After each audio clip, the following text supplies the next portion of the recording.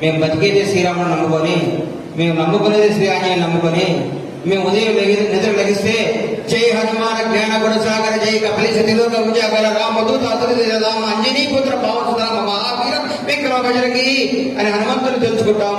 పొద్దున్న అయ్యప్పని తెలుసుకుంటాం, పొద్దున్న వెంకటేశ్వర స్వామి తెలుసుకుంటాం. ముస్లిం సోదరులు వస్తే నమస్కారం పెడతాం, క్రిస్టియన్ సోదరులను గౌరవిస్తాం, ప్రతి మతాన్ని గౌరవిస్తాం, ప్రతి ఒక్కరిని ఆదరిస్తాం.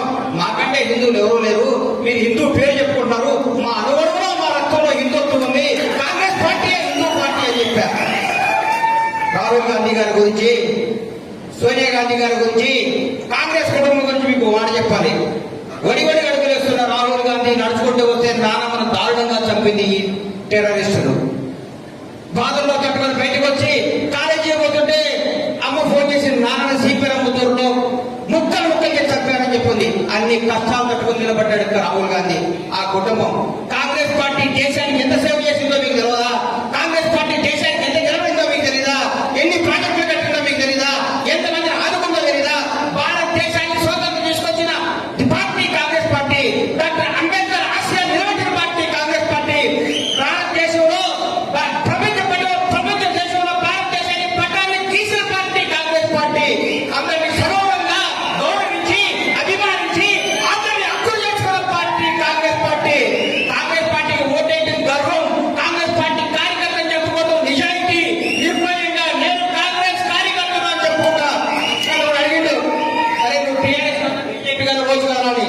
నేను పుట్టింది కాంగ్రెస్ వాడుగా, నేను చచ్చేది కాంగ్రెస్ వాడుగా. నాకు పార్టీలు మారటం, పార్టీల కోసం నిలబడటం తెలియదు. నేను రాజకీయాల్లో ఉంటే కాంగ్రెస్ లో ఉంటా, బయటికి పోతే పోతాయని సస్తే కూడా కాంగ్రెస్ రాలి. ఎందుకంటే ఈ మూడు రంగు పార్టీ కాంగ్రెస్ పార్టీ. కాంగ్రెస్ కార్యకర్తలు చెప్పుకునే పదకొండు నాకు ఏ గొప్ప పదవి వద్దని చెప్పిన. అట్లాగే మంది ఒక రాజకీయ నాయకుడు కావాల్సిన 3 లక్షలండి. ఆయన మీద ఆయనకు బాగా నమ్మకం ఉండాలి. ఆయన దగ్గరికి వచ్చే ప్రతి కార్యకర్త ఆయన నమ్మాలి. వచ్చిన ప్రతి కార్యకర్త ఆయన మర్యాద పర్వాలేదు. ఈ రాష్ట్రంలో, ఈ తెలంగాణ ఆంధ్ర రాష్ట్రంలో నేను చూసిన క్యారెక్టర్, క్యాలిబర్, నిజాయితీ, నిబద్ధత, సంస్కారం, చదువు, మర్యాద, మంచితనం అన్ని పుణ్యాలు పుచ్చుకున్న తొట్టిన చంద్రబాబు గారు చూస్తే నాకు అర్థంగా ఉంటుంది.